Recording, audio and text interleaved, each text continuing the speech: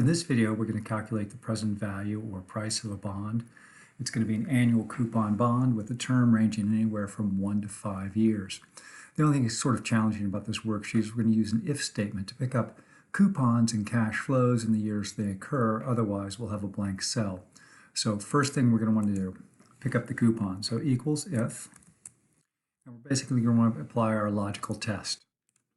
If our year is greater than the bond's life, we're going to want to anchor that cell reference, then of course we want to have a blank cell, 2 quotation marks. Otherwise, we're going to pick up the coupon rate anchored multiplied by the bond's par value anchored as well. Now when I copy that across, we should pick up coupons in years 1 through 5. We're going to do something similar for our present or our par value, but this time we're going to say equals if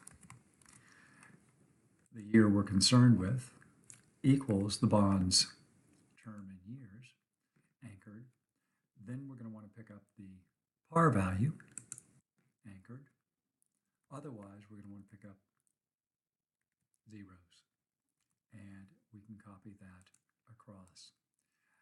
Now, we have labels. This is really text in here, and notice we can't add text together. We'll get an error message. So what we need to do is use a sum function, and we can sum cells that include text, and Excel will ignore them. So put my sum function in to pick up my annual cash flows.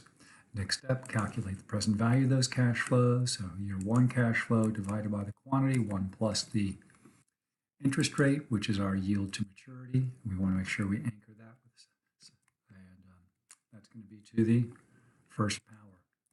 I can copy that on across,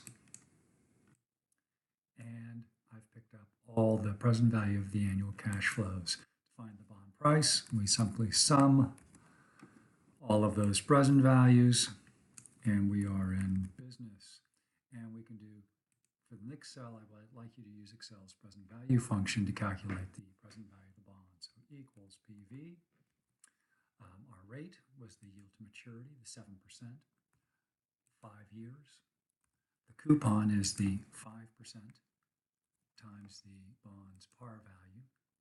And our bond's par value at maturity is the $1,000. Now, notice we'll get a negative value.